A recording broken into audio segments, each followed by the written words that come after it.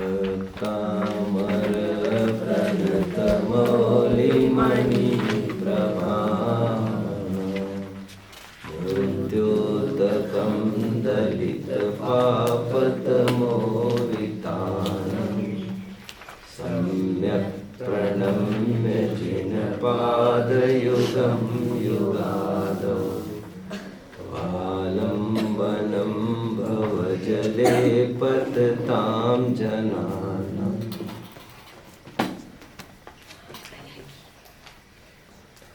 भाग्यशाली मोक्षार्थियों, व्यर्थ तथा दर्दनाक, अति दुखदाई भटकन से थोड़ा सा हटकर बड़े भाग्य से हमें ये कुछ लम्हे मिले हैं जिससे हम जैन धर्म की घने छायेदार पेड़ में बैठकर थोड़ी सी शीतल छाया का आनंद ले रहे हैं। भाइयों, यह वह घुट्टी है जिसे पैदा होने के बाद नहीं, गर्भ में आने के पहले दिन से ही पिलाई जानी चाहिए। कौन से घुट्टी की मैं बात कर रहा हूं बच्चों? जैन धर्म की। यह वो जहाज है जिसने लाखों को तारा है। यही वो नौका है जिससे भववारिधि तिरते हैं। यही वो सेतु है जो आपको संसार सागर से पार कराएगा। जैन धर्म में तो हम पैदा हो ही गए हैं, थोड़ा यत्न करके हमें अध्ययन जरूर करना चाहिए। यदि हम अध्ययन नहीं करते हैं आज, तो हमारे ही द्वारा जैन धर्म की हत्या हो जाएगी। वो कैसे? जैसे मैं कल ये कह रहा था आपको, आज स्कूल सिलेबस में सर्वत्र यह पढ़ाया जाता था, कहीं कहीं अभी भी पढ़ाया जाता होगा। हालांकि दिल्ली सुप्रीम कोर्ट ने ये ऑर्डर जारी किया है कि ये लाइन हटाई जाए, और बहुत जगह से हटाई भी गई है। लेकिन जब उन लेखकों को पूछा गया तो लेखकों ने कहा, हमने तो जैनियों से ही इंटरव्यू करके सब पूछताछ की है, जैसे जैनियों ने फीडबैक दिया है वैसे ही हमने लिखा है यहाँ पर। इसका मतलब ये हुआ, हमें तो अपनों ने लूटा, गैरों में कहा दम था, मेरी कश्ती वहां डूबी जहां पानी कम था। जहां पानी कम था। जैनियों के द्वारा ही जैनियों की किस प्रकार हत्या होती है देख लीजिए, और इन सब का कारण अध्ययन का अभाव है। इसलिए हम खूब पढ़े।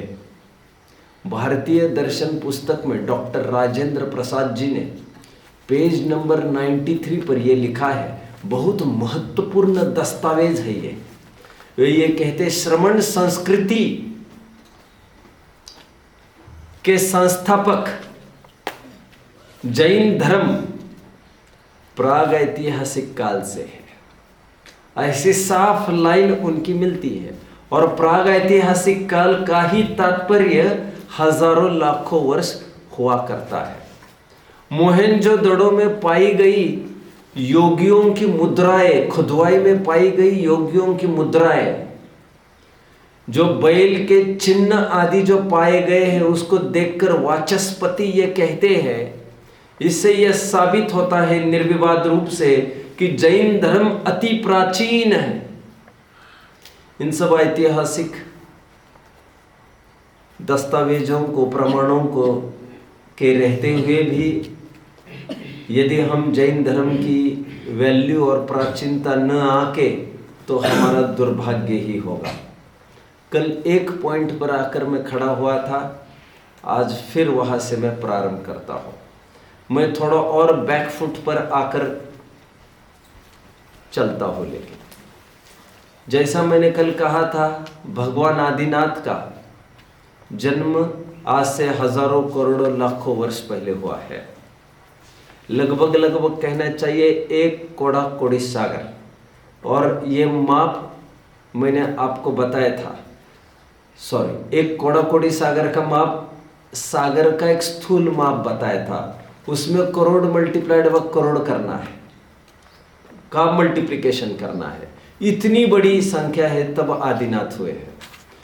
आदिनाथ का जन्म नाभिराय और मरुदेवी के माध्यम से हुआ था। आगे चलते हुए उनकी शादी हुई। उनकी 2 शादियां हुई हैं बच्चों, एक नंदा और एक सुनंदा से। नंदा से भरत आदि 100 पुत्रों की प्राप्ति हुई और ब्राह्मी नामक पुत्री हुई।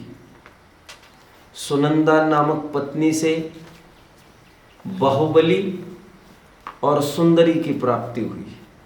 इस प्रकार हम देखते हैं उनके 101 पुत्र और 2 पुत्रियां थी आदिनाथ की।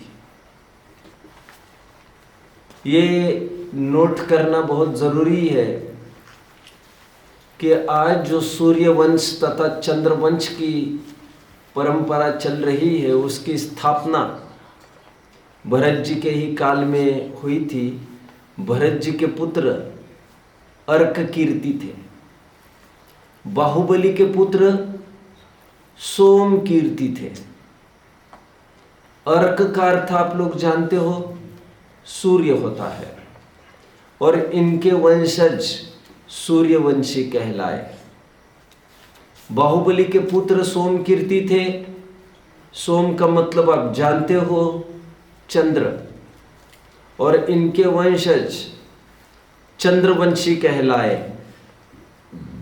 इस प्रकार प्रोसेस आगे बढ़ता गया। आपको यह भी पता होना चाहिए कि हुंडा और सर्पिणी काल दोष से ही आदिनाथ तीर्थंकर को 2 पुत्रियों की प्राप्ति हुई थी, क्योंकि तीर्थंकरों की पुत्री नहीं होती। और परिस्थिति की नजाकत जानकर दोनों पुत्रियों ने प्रतिज्ञा की थी कि हम आजीवन ब्रह्मचर्य से रहेंगे। हमारे पिता तीर्थंकर जैसा जीव किसी के सामने झुके, ये बहुत शोभा नहीं देगा, और दामाद के सामने हर एक जन को झुकना पड़ता है। ऐसा लोक प्रचलन चलता रहा है और आदिनाथ के ऊपर ये नौबत नहीं आनी चाहिए, इसलिए वे आजीवन ब्रह्मचर्य से ही रहे।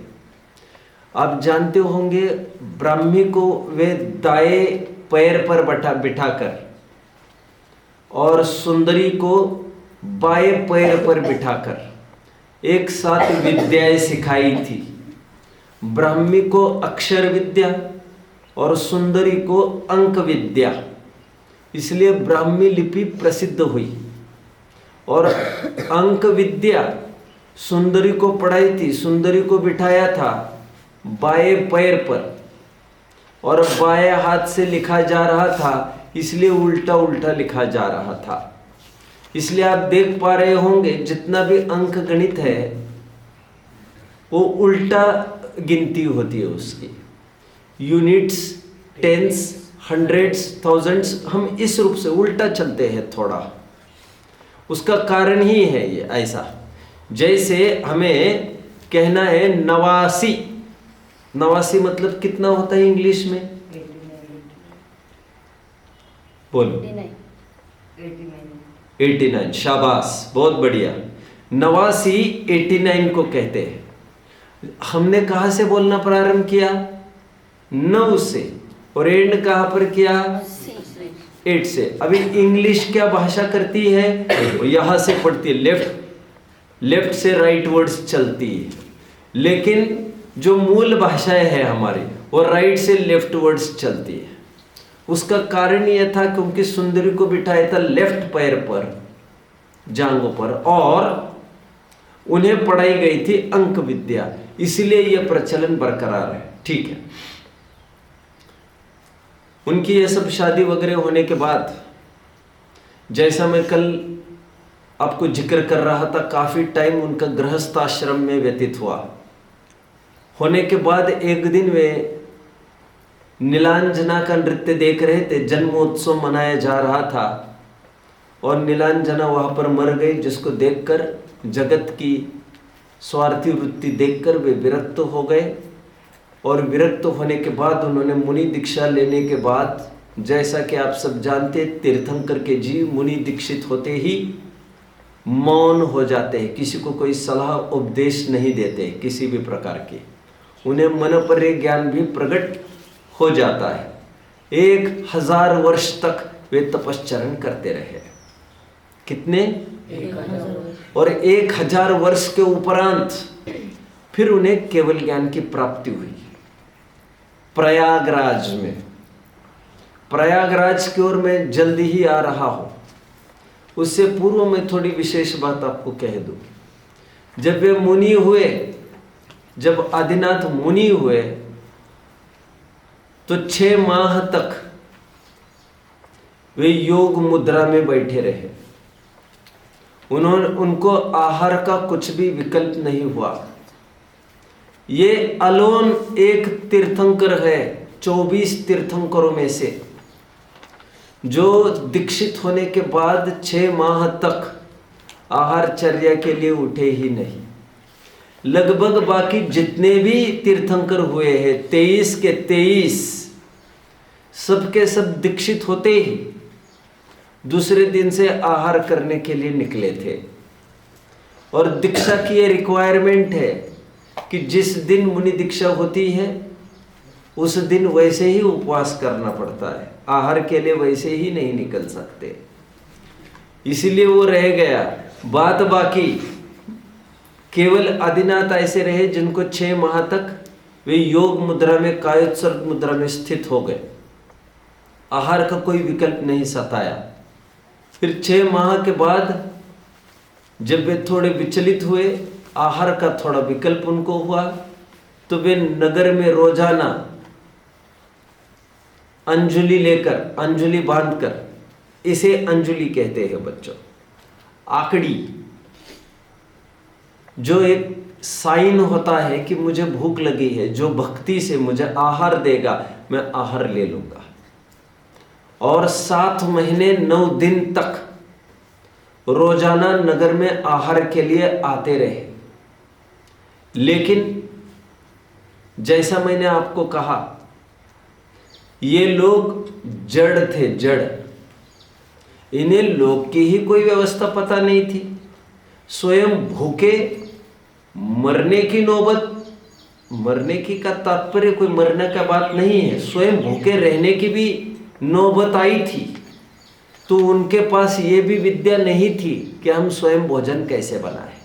अभी ये विद्या उनको कहाँ से हो कि मुनिराज को कैसे भोजन दिया जाता है। धर्म परंपरा के बारे में तो बिल्कुल जीरो थे, जीरो। और जैसा मैंने थोड़े दिन पहले आपको बताया था, कितने काल के बाद ये मुनि हुए थे, बोलो। 83 पूर्व 18 कोड़ी सागर बाद कोई मुनि हुआ था। इतना बड़ा पैच मुनि के बिना निकला था। 18 कोड़ी सागर, नॉट ए जोक।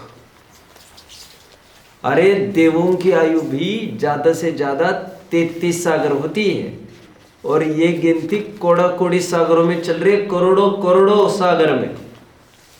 तो 18 कोड़ी सागर तक कोई मुनि हुआ ही नहीं था। इन लोगों को बेचारों को कहाँ पता चले कि क्या व्यवस्था है, किस स्थिति से, किस परिस्थिति में आहार दिया जाता है। नवदा भक्ति समझते नहीं थे, पड़गाहन नहीं समझते थे, कुछ भी नहीं समझते थे। ठीक है, लोग समझ नहीं पाए ये रोजाना क्यों क्यों आ रहे हैं। पुराणकार यहाँ तक लिखते हैं कि लोगों का ऐसा लगने लग गया शायद इन्हें कपड़ों की, शायद इन्हें घरों की, शायद इन्हें पत्नियों की जरूरत पड़ गई होगी, तो लोग वे ही ऑफर करने लग गए उनको। पुराणकार ऐसा कहते हैं। लेकिन वे तो आहार के लिए निकले थे, और किसको समझना। बीच में और एक बात कहना जरूरी है।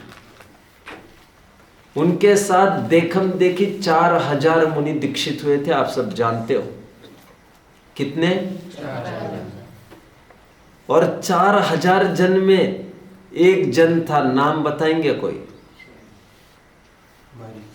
मारीच, जो उनका गृहस्थाश्रम का पोता था, भरत जी का पुत्र था। पोता, दादा पोते एक ही संग में। वैसे तीर्थंकरों के ना ही कोई गुरु होते, ना ही कोई शिष्य। इसलिए उनका कोई संग नहीं हुआ करता। लेकिन देखम देखी उनके साथ कोई हो लिए तो वे क्या कर सकते उसके लिए? वे बेचारे तो ध्यानस्थ मुद्रा में बैठ गए थे। तो ये जो मुनि थे 4000, जैसा मैंने कहा ये जड़ थे, ये कुछ भी नॉलेज नहीं रखते थे। उन्होंने देखम देखी हमारे राजा ने जो किया है वही हमें करना उचित होगा, युक्ति युक्त होगा, ऐसा जानकर वे भी दीक्षित हो गए। अभी देखिए 6 माह बीत गए। 6 माह तो ये ध्यानस्थ रह गए आदिनाथ, लेकिन जो दीक्षित साथी मुनि थे 4000, उनसे रहा नहीं गया। 6 महीने के बाद वे डिगने लग गए, वे विचलित होने लग गए। उनको मर्यादाएं पता ही नहीं थी और उन्हें तो भूख लगने लग गई। अरे मुनि को भी, अभी आदिनाथ स्वयं को ही भोजन का विकल्प हो तो उनको क्यों नहीं होगा? लेकिन आदिनाथ को विधि पता थी आहार को जाने की, इन मुनियों को पता नहीं थी। तो वे वृक्षों के ही फल तोड़ने लगे खाने के लिए।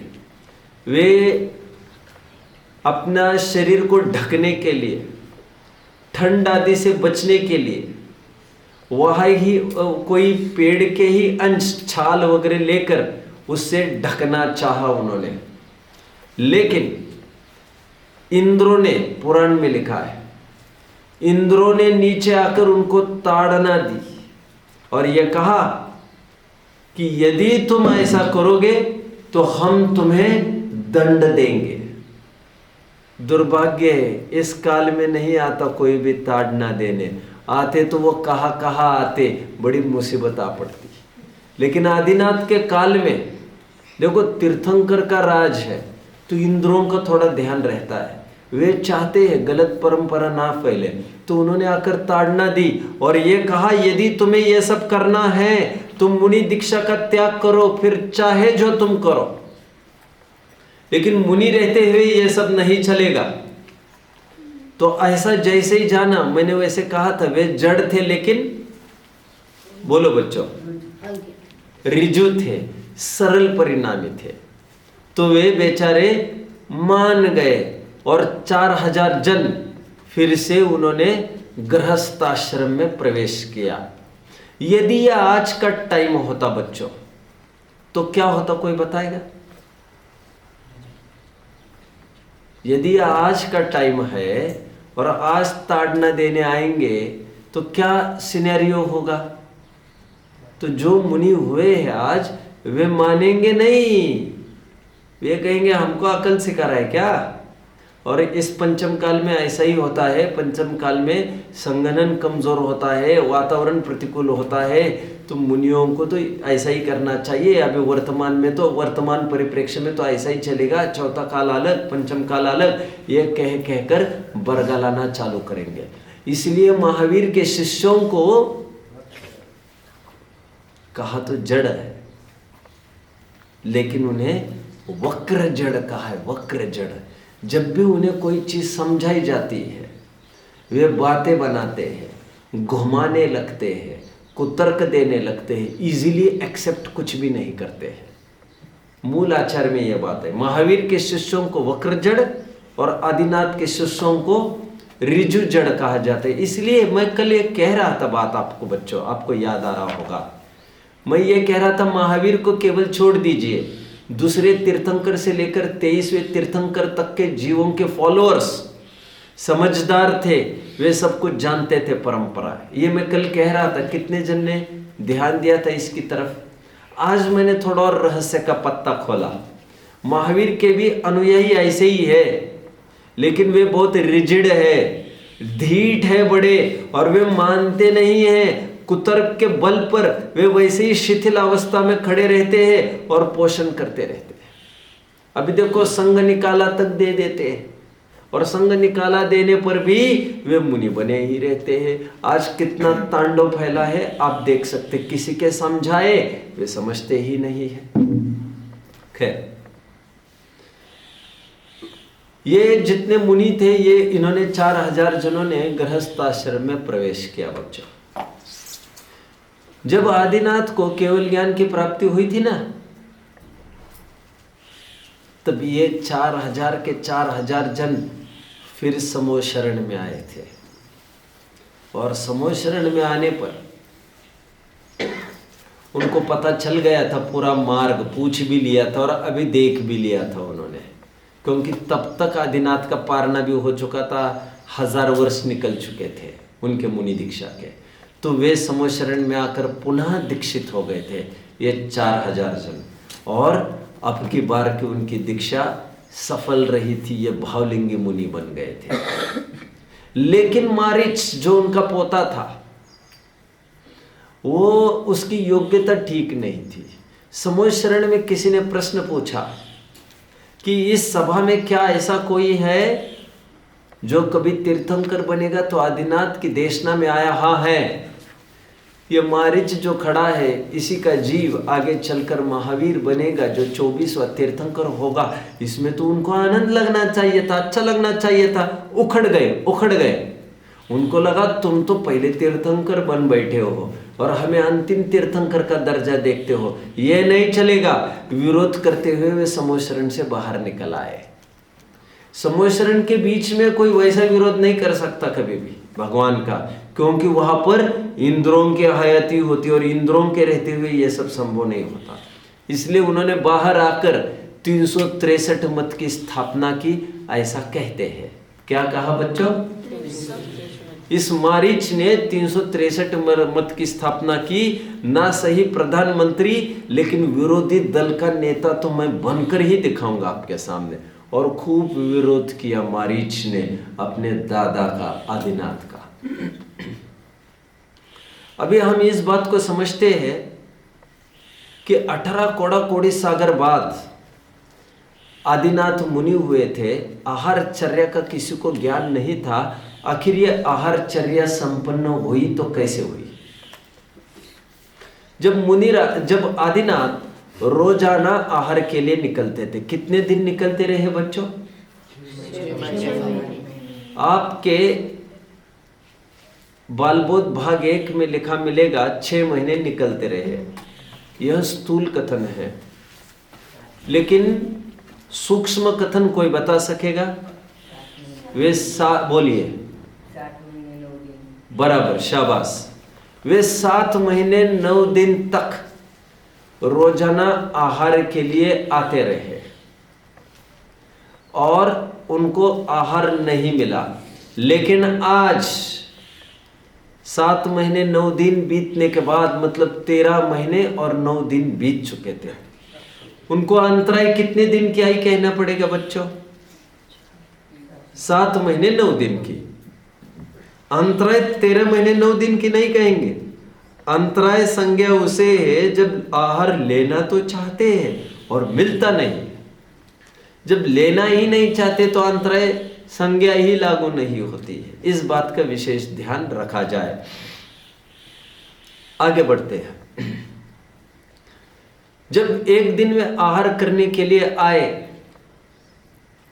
तो राजा श्रेयांश, हस्तिनापुर के राजा, वैसे राजा थे सोमप्रभ उनके बड़े भाई हस्तिनापुर के। इसलिए अक्षय तृतीया पर्व के जो स्लोगन्स हमने बनाए हैं बच्चों, उसमें हस्तिनापुर को याद किया है। याद है आपको? श्रेयांश को भी याद किया है। याद आ रहा? 2 तीर्थंकर है यहाँ। याद आ रहा है आपको? 2 तीर्थंकर मतलब एक धर्म के तीर्थंकर, मार्ग के तीर्थंकर, और एक दान तीर्थ के कर्ता राजा श्रेयांश।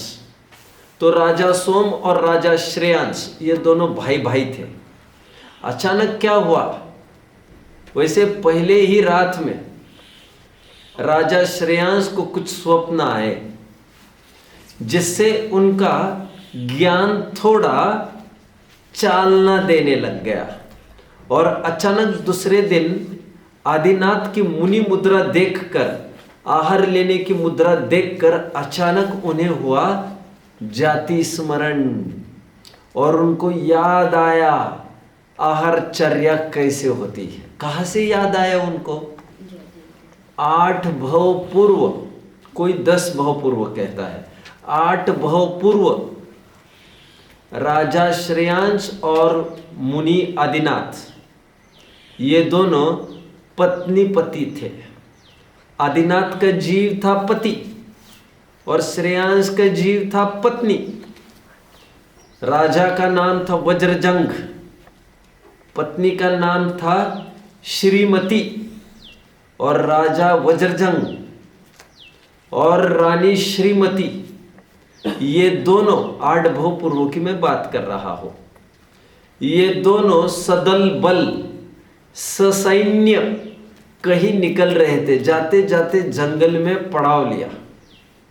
पड़ाव लेने के बाद उन्हें ये विकल्प हुआ कि रसोई तैयार हो गई है, भोजन करने के पहले क्या ही अच्छा हो, कोई योग्य पात्र मिले तो हम उन्हें आहार देकर हम आहार करें। तो वे द्वारा प्रेक्षण करने लग गए, प्रतीक्षा करने लग गए कोई आने की। तो वहां पर रिद्धिधारी मुनिराज आए, युगल मुनिराज के, तो उनको वहां पर आहार दान दिया। ये जो मुनिराज आए रिद्धिधारी, वे गृहस्थावस्था के उन्हीं के पुत्र थे, आदिनाथ के। 100 पुत्र थे वज्रजंग के। राजा वज्रजंग के कितने पुत्र थे? 100। 50 युगल हुए थे उनको, जुड़वा बच्चे 50-50 ऐसे 100 बच्चे हुए थे, और सबने ही दीक्षा ली थी। उसमें के एक युगल वहां पर आए पात्र के रूप में, उन्हें आहार दान दिया राजा वज्रजंग और श्रीमती ने मिलकर। ये संस्कार याद आ रहे? मैंने देखो मैंने कहा था वहां पर कुछ ऐसा एक स्लोगन भी हमने लिया था अक्षय तृतीया के, देखो श्रेयांश का यह संस्कार, आहार दान का हुआ चमत्कार। याद आ रहा है आपको? मैंने थोड़ा कहने की कोशिश की थी आपको। तो उन्हें जाति स्मरण हुआ। जाति स्मरण मतलब, जाति मतलब होता है जन्म, पूर्व जन्म संबंधी कुछ स्मरण हुआ, और स्मरण होकर उनको आहार की विधि भी ख्याल में आई, और उन्होंने पड़गाहन किया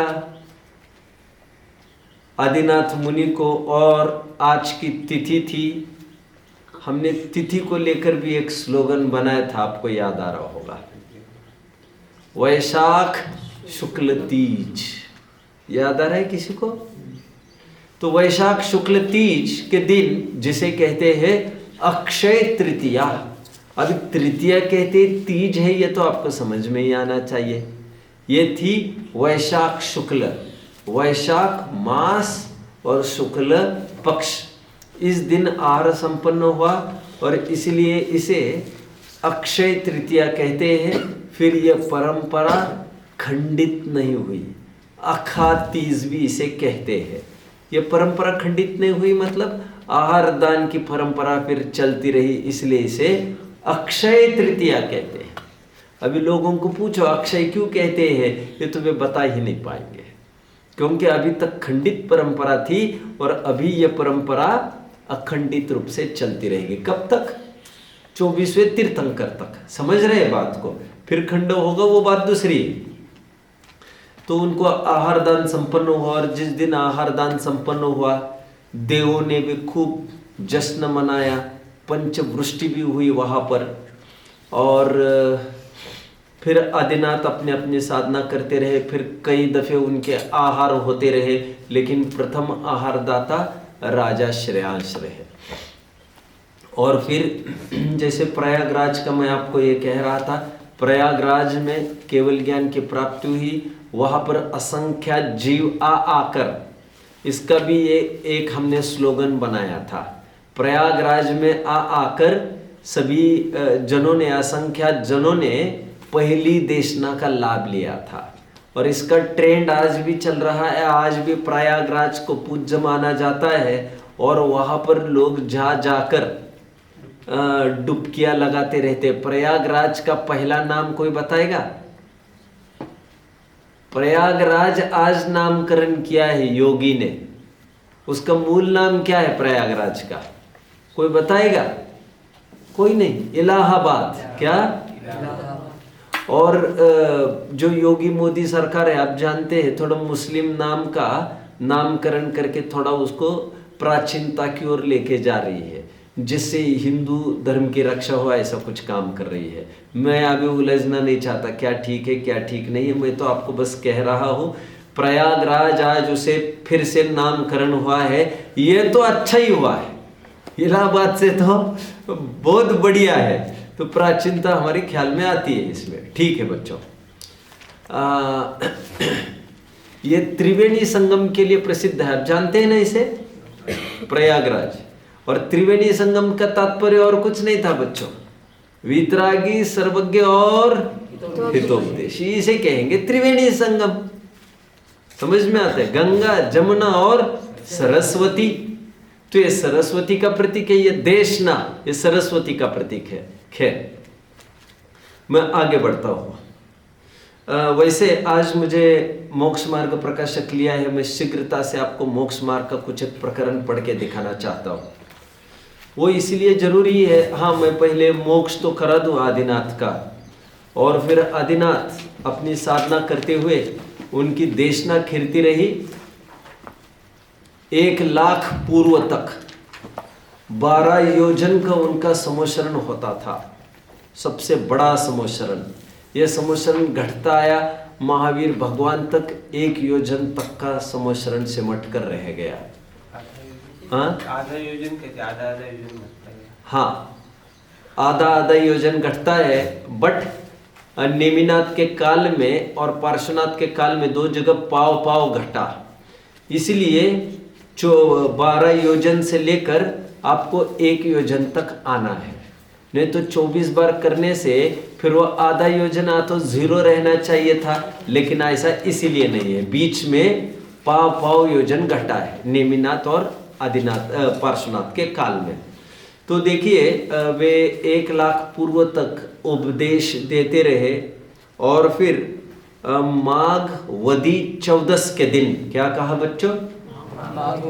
माघ वदी 14 के दिन कैलाश पर्वत से निर्वाण की प्राप्ति उन्होंने की। और तब से यह प्रचलन चल रहा है कि कोई आदमी मर जाता है तो उसके आगे लिखा जाता है कैलाशवासी। अभी कैलाशवासी मतलब क्या है, ये तो आमजन समझता ही नहीं है। ये कैलाश और कुछ नहीं है, ये ऊंची भावना है। स्वर्गवासी कहने के बजाय और बेहतर कैलाशवासी क्यों न कहे, ऐसा किन्हीं जनों को लगा, तो अच्छी भावना भाए और वे मोक्ष चले गए। अच्छे स्थान पर जाना, और कैलाश अच्छा स्थान है, ये आदिनाथ के मोक्ष स्थली से पता चलता है, इसलिए ये प्रचलन चल पड़ा। खैर, तो वे कैलाश पर्वत से निर्वाण की प्राप्ति कर गए। कैलाश पर्वत की खोज आज जोर शोर से की जा रही है, ये कौन सा पार्ट होगा हिमालयन का, लेकिन अभी बहुत अच्छे ट्रेस नहीं मिल पा रहे हैं। कोई कहता है ये तिब्बत में है, कोई कुछ कहता है, कोई कुछ कहता है, मैं अभी उसमें उलझना नहीं चाहता। एक प्रकरण जरूर मैं अभी दिखाऊंगा, जितनी रिक्वायर्ड इन्फॉर्मेशन है उनके जीवन की, ये मैंने इन्फॉर्मेशन दे दी है, और काफ़ी महत्वपूर्ण बातें मैं प्रसंग आने पर बताऊंगा। ये मोक्ष मार्ग प्रकाशक का 112वां पेज पढ़ने के पहले मैं आपको थोड़ा सा याद दिला दूं, मैंने थोड़े टाइम पहले आपको तीर्थंकर भगवान पाठ में भी कहा था, एलोरा की गुफाओं में आदिनाथ की जो मुद्राएं हैं उसमें बाल कंधे तक है, जबकि ऐसा तो संभव नहीं होता तीर्थंकरों के, तो ये कलाकारों की कलाकृति है। मैंने आपको उस दिन भी कहा था, आपने बाल देखे होंगे कभी तीर्थंकरों के, तो उनके बाल करली रहते और वही दबे रहते हैं, देखा आपने? उनके नाखून और केश ऐसे नहीं बढ़ते जिससे उनको कतरना पड़े। ये तो जन्म संबंधी और केवल ज्ञान संबंधी अतिशयों में शामिल है। क्या? कभी हम अतिशयों की भी चर्चा करेंगे। नख केश नहीं बढ़ना और बड़े हुए दिखाना, ये तो अतिशयों का ह्रास हो जाएगा। लेकिन कलाकारों ने कलाकृति दिखाने के लिए ये सब किया है। तो उन्हीं में क्यों किया ये? क्योंकि वे तपस्वी माने जाते हैं, इसलिए उन्हें केशी भी कहते हैं। तपस्वी माने जाते क्योंकि 6 माह तक वे ध्यानस्थ बैठे रहे। समझ रहे बच्चों? ठीक है। चश्मा नहीं है उनके पास। चलिए 112 पेज पर आइए। ये पेज क्यों पढ़ के दिखा रहा हूँ, थोड़ा सा मैं आपको बात को बता दूं बच्चों। आप का विचरण जैनेतर समाज में होता है। आप स्कूल में जाते हो, यहाँ से घर पर भी जाओगे, और in every parts of your life you will come across the people of other religion, क्योंकि जैनी तो मुट्ठी भर है। आप जहाँ नौकरी करोगे, जिनके बीच में बिजनेस करोगे, जिनके बीच में पढ़ाई लिखाई करोगे, सभी हिंदुओं से ही आपको घिरे रहना है। और हिंदू मल्टीपल टाइम से जैनियों के सैकड़ों गुना है। तो लगभग जो बातों का डर है मुझे, वो मैं आपको थोड़ा सावधान कर देता हूँ। लगभग उन लोगों का ये कहना है कि जैन धर्म हिंदू धर्म की ही एक शाखा है। थोड़े टाइम पहले मैं इसको ये कह भी रहा था, उन्होंने 24 अवतार माने हैं उन्होंने विष्णु के। कितने? 24 उन 24 अवतारों में 8वां अवतार वे आदिनाथ को भी मानते हैं। थोड़ा सा आपको मैं पढ़ के दिखाऊँ। 112 पेज है मेरे सामने, मोक्ष मार्ग प्रकाशक। आप है बच्चों यहाँ पर मेरे साथ? देखिए 112 पेज पर आइए। नीचे देखिए 24 अवतारों के नाम दिए, मिल रहा है आपको? सनत कुमार, शुक्र अवतार, देवर्षि नारद, नर नारायण, कपिल, दत्तात्रेय, यज्ञ पुरुष, और 8वां अवतार कौन है बच्चों? आगे आपको बुद्ध अवतार भी मिलने वाला है। पृथु अवतार, मत्स्य। देखो मैंने एक दिन कहा था वो मछली और कछुए को भी अवतार मानते। 10 और 11वां अवतार देखा बच्चों आप? दिख रहा है सबको? 14वां अवतार देखा, नृसिंह अवतार देख रहे हैं आप? इसका जिक्र मैंने तीर्थंकर भगवान पाठ में किया था। आप देख रहे हैं आगे 19वां राम अवतार देख रहे, 20वां कृष्ण अवतार देख रहे हैं, 22वां हरि अवतार, 23वां बुद्ध अवतार आप देख रहे हैं बच्चों? ठीक है, अभी आइए अपने प्रकरण में जो मुझे कहना है। अभी 112वां पेज आपका बरकरार रखे, उसी की कुछ बात करनी है मुझे विशेष। वे लोग बराबर इस बात को कहते हैं कि आदिनाथ 8वां अवतार है, लेकिन आश्चर्य की बात यह है कि आज तक किसी हिंदू ने कृष्ण की और राम की तो मूर्तियां बनाई, लेकिन आज तक उन्होंने ना ही बुद्ध की बनाई और ना ही ऋषभ देव की बनाई। यह आश्चर्य नहीं लगता जब सब अवतार ही है तुम्हारे, और जबकि इसमें गणपति कोई अवतार भी नहीं है, और गणपति की तो बना देते हैं तुम, और बाकी ना कछुए का मंदिर बनाया ना मछली का मंदिर बनाया। जब अवतार ही है सब तो क्यों नहीं बनाया फिर सबका, किसी विशिष्टों का क्यों बनाया? ये तार्किक जन सोच सकते हैं। देखो अभी वे क्या कहते हैं, देखिए पेज नंबर 112 पर देखो, तथा बिल्कुल सेंटर पर आइए, बिल्कुल सेंटर।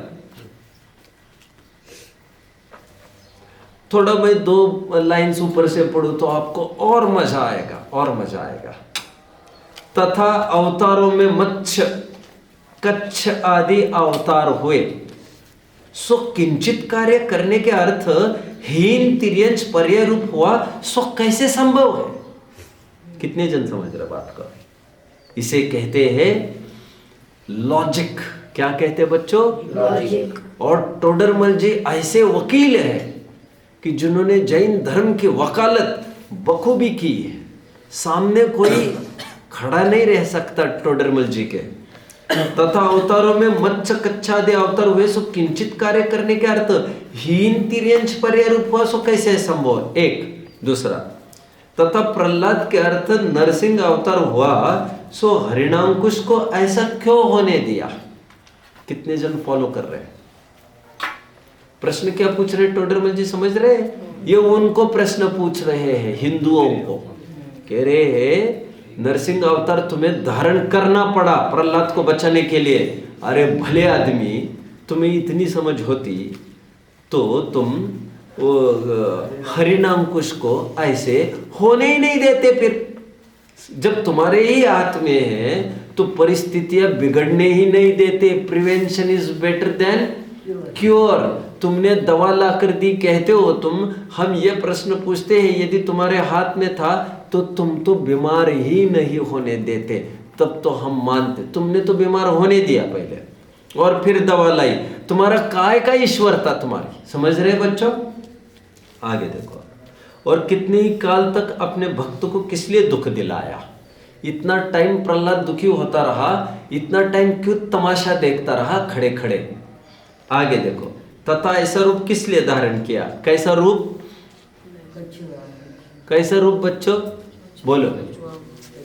नहीं, वो प्रकार नरसिंह अवतार। तुमने आधा शेर और आधा नर, इतना विचित्र आकार धारण करने के भला तुम्हें क्या जरूरत पड़ गई?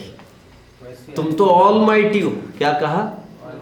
ईश्वर का एक अर्थ क्या करते हैं इंग्लिश डिक्शनरी में? All mighty, ALMIGHTY, all mighty, सर्वशक्तिमान। आपका वो शक्ति शक्ति शक्तिमान की बात नहीं चल रही है, ये सर्वशक्तिमान कहते हुए लोग उसको।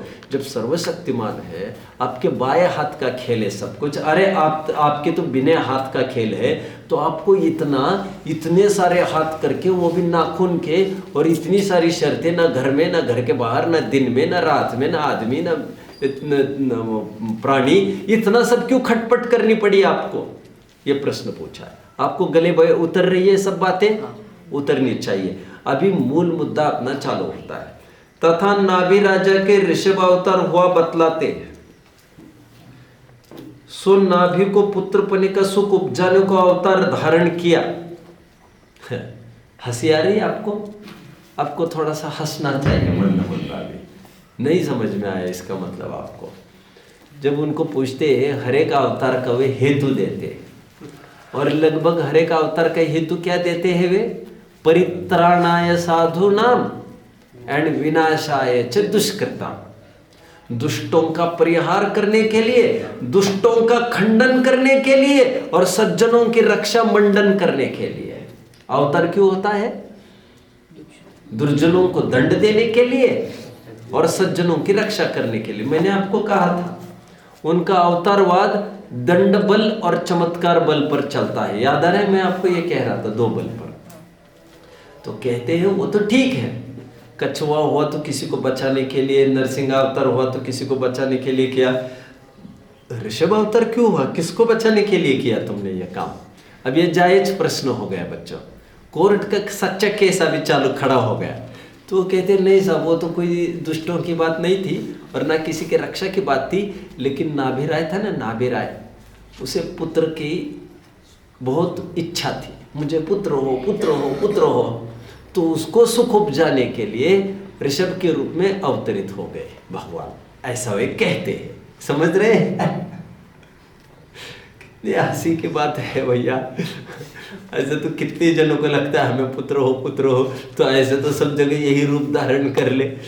तो देखो क्या कहते हैं, तथा नाभि राजा के ऋषभ अवतार हुआ बतलाते हैं। ये हिंदू साहित्य बताता है ऐसा। सो नाभि को पुत्र पने का सुख उपजाने को अवतार धारण किया, ऐसा भी लोग कहते हैं। घोर तपस्या किस लिए किया? फिर क्या कहा? वे ये कहते पुत्र सुख होने के लिए, नाभि राय को पुत्र सुख होने के लिए ऋषभ का अवतार धारण किया। यदि ऐसा ही है तो नाभि राय के रहते हुए ऋषभ ने घोर तपश्चरण किया, वो उनके कौन से सुख का कारण बना? मतलब लोक में तो सुख का कारण नहीं माना जाता ना बच्चों। लोक में तो तीर्थंकर जैसा भी बच्चा हो, महावीर की माँ भी दीक्षा के समय में रोई होगी कि नहीं रोई होगी? जरूर रोई होगी। उनको दुख दर्द हुआ होगा कि नहीं हुआ होगा? जरूर हुआ होगा। तो इंद्रिय सुख उपजाने के लिए ही तुमने ये सब कुछ किया। अतीन्द्रिय सुख की तो बात ही नहीं होती। अतीन्द्रिय सुख के लिए तो सम्यक तो रूप पुत्र की प्राप्ति हुआ करती है। जब सुख के लिए इतना किया तो फिर घोर तपश्चरण काय के लिए किया? प्रश्न पूछ रहे हैं। दुख देने के लिए क्या नाभि राय को? देखो, उनको तो कुछ साध्य था ही नहीं। आगे कहेगा कि जगत के दिखलाने को किया, तब कोई अवतार तो तपश्चरण दिखाए, कोई अवतार भोगादिक दिखाए, वह जगत किसको भला माने। कितने जन समझ रहे हैं? कह रहे कुछ अवतार तो तुम भोगवादी बना लिए। ये कृष्ण अवतार धारण कर करके चोरी कर रहा है, अवतार धारण कर करके महिलाओं के, कहना नहीं चाहता मैं, चीरहरण समझते हो ना आप? वे जब नहाने वगैरह जाती थी उनको साड़ियों को चुरा लेता था आदि आदि, जानते हैं ना आप कृष्ण क्या करते थे? और कितने जनों के साथ उन्होंने संबंध रखे, गोपियों के साथ। और राधा तो उनकी भक्त थी, क्या कहा? और इतनी राधा को इतना प्रसिद्ध किया, पत्नी एक तरफ रह गई, गजब हो गया। क्या कहा? राधा कृष्ण की जोड़ी इतनी प्रसिद्ध हो गई, और राधा जबकि भक्त है। ऐसा कभी होता है क्या?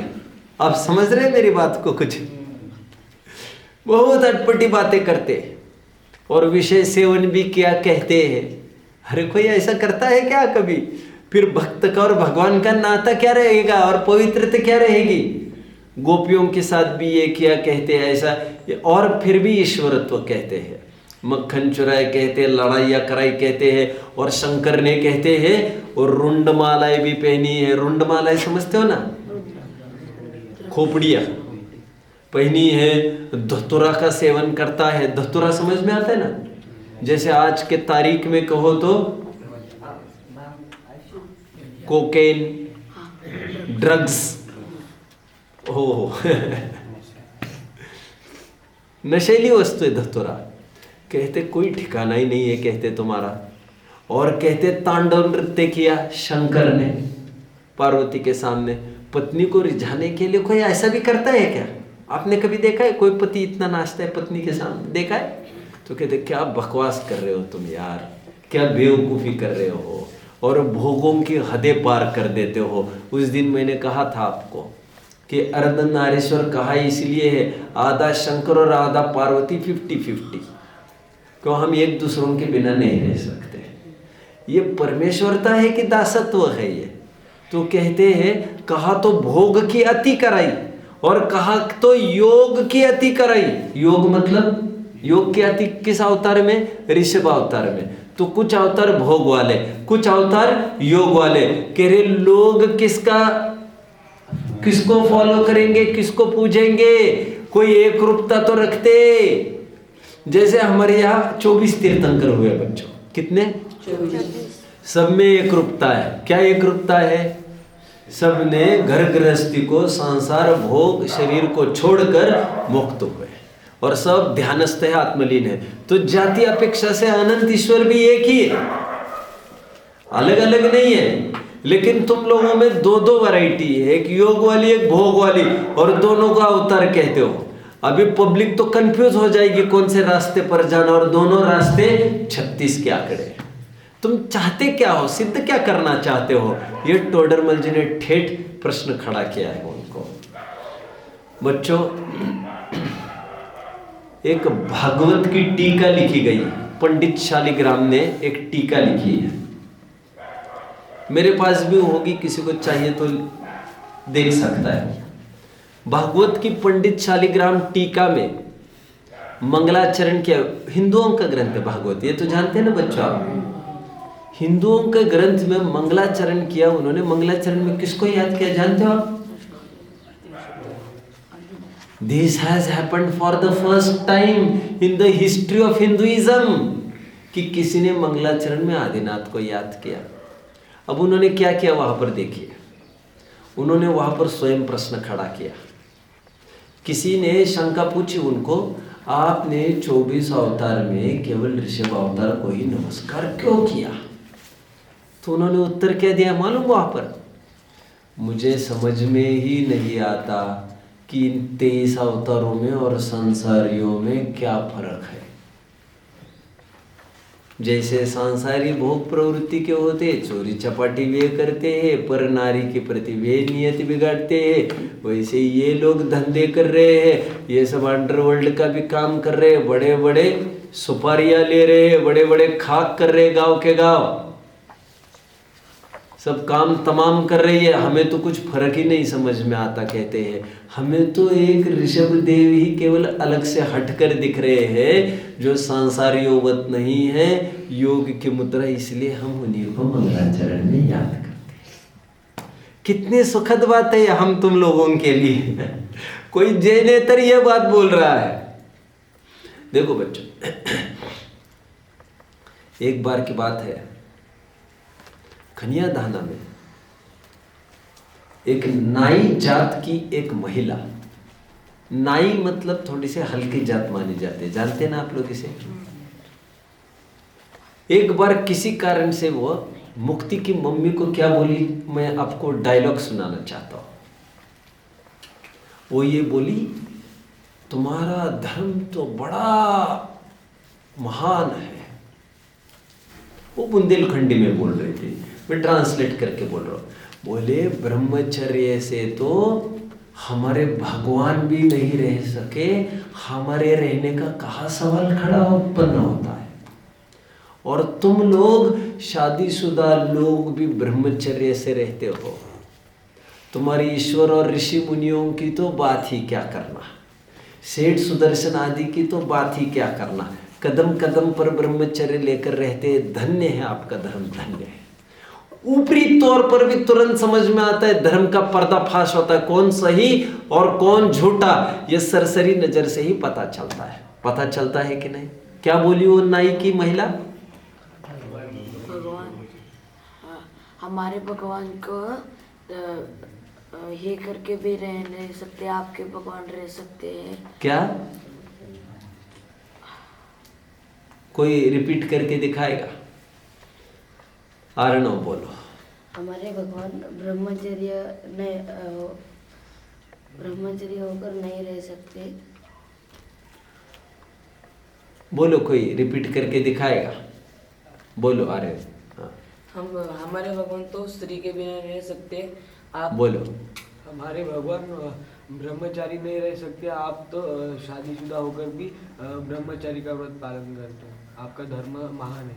और बोलो, आपका धर्म तो बड़ा महान है, ब्रह्मचर्य से तो हमारे ईश्वर ही नहीं रह सके, हमारे रहने का कहाँ सवाल खड़ा उत्पन्न होता है। Great great, अपलॉडेबल।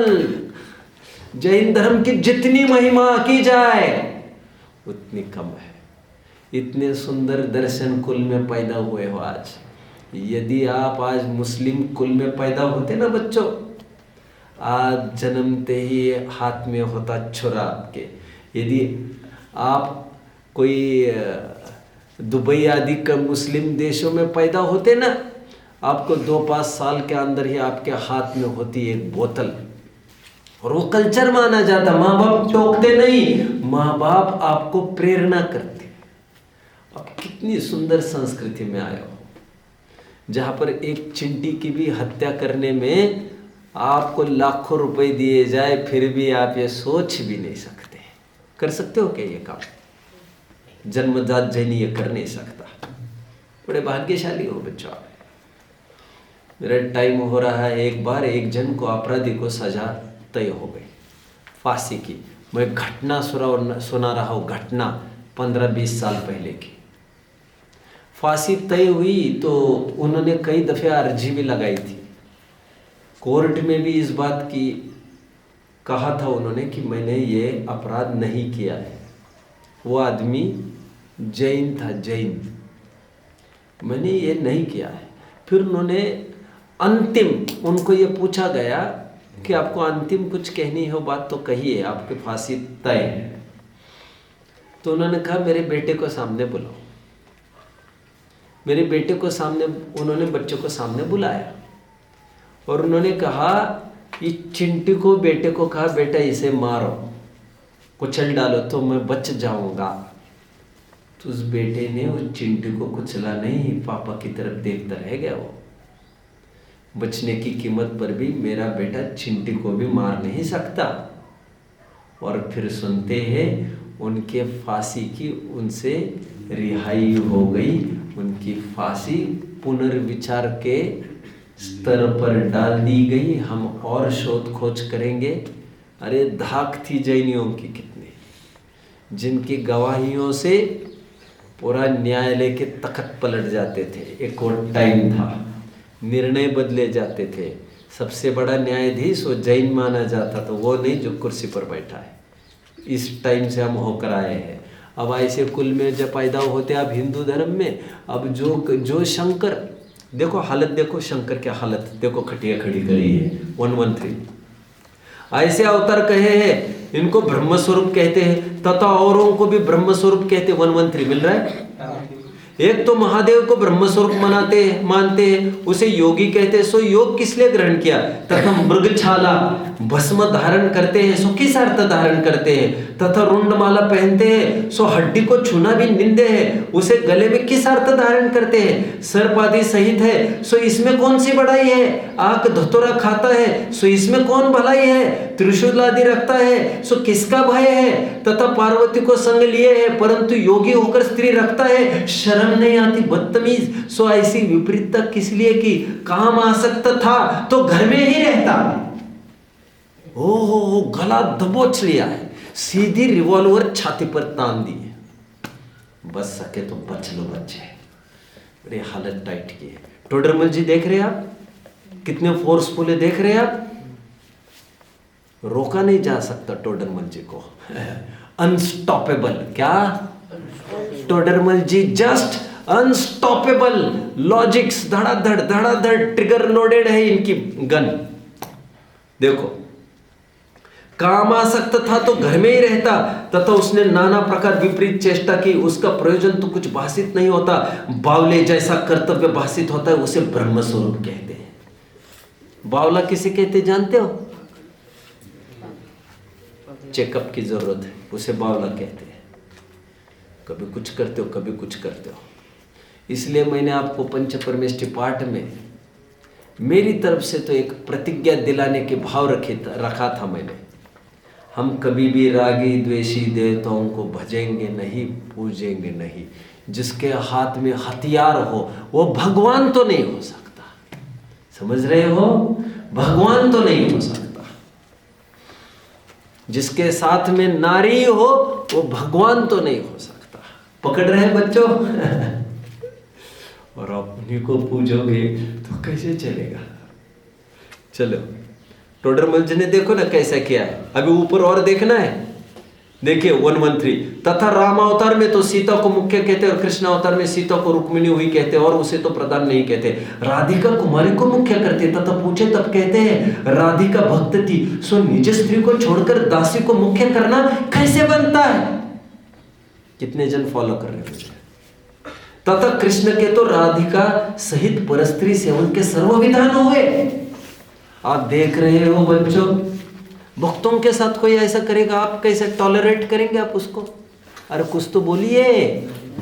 भक्त और भगवान का नाता तो बड़ा पवित्र है बच्चों, और इसमें सेक्स जैसा कांड होना, हु कैन टॉलरेट? फिर राम रहीम को क्यों लटकाया जा रहा है? आसाराम बापू को क्यों लटकाया जा रहा है? उनको भी भगवान जैसी उपाधियां देकर नवाज कर उनको भी जय जयकार की जाए। हालत देखो, जगत तो इनको समझता है इन्होंने तो खराब काम किया है, लेकिन भगवान के बारे में बोलियो नहीं, गड़बड़ हो जाएगा। बोलो मत, बोलो मत, बोलो मत।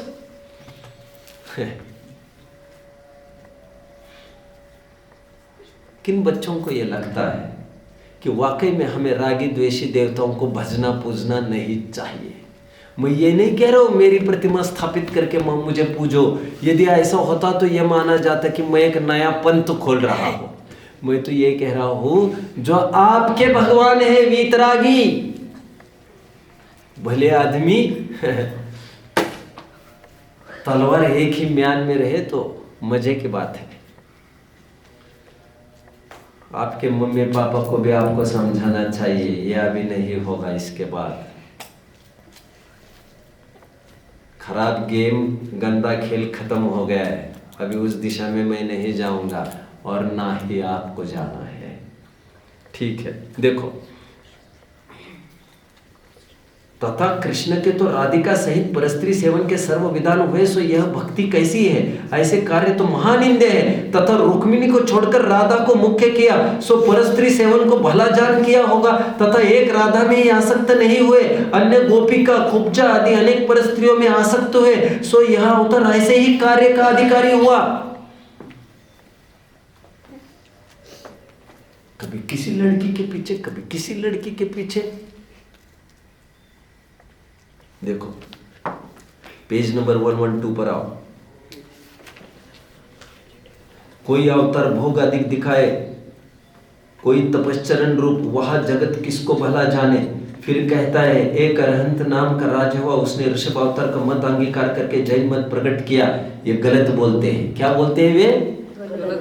एक राजा का नाम था, कहते हैं अरहंत, उसने ऋषभ अवतार का मत अंगीकार करके, ऐसा वे कहते, बट ऐसा नहीं है। सो जैन में कोई एक अरहंत नहीं हुआ बाबा। सो सर्व के पद पाकर पूजने योग्य हो, उसी का नाम अरहत है। ये हिंदुओं को समझाया जा रहा है। कान पकड़कर नहीं, प्रेम से पीठ पर हाथ फेर कर बताया जा रहा है। कुछ भी उल जलूल अपप्रचार मत करो जैनियों के बारे में। नहीं समझ में आ रहा हो तो उनके विद्वानों से, विशेषज्ञों से पहले समझ लो जैन धर्म क्या है। ओम नमः। निज ने बताई यह अनंत उपकार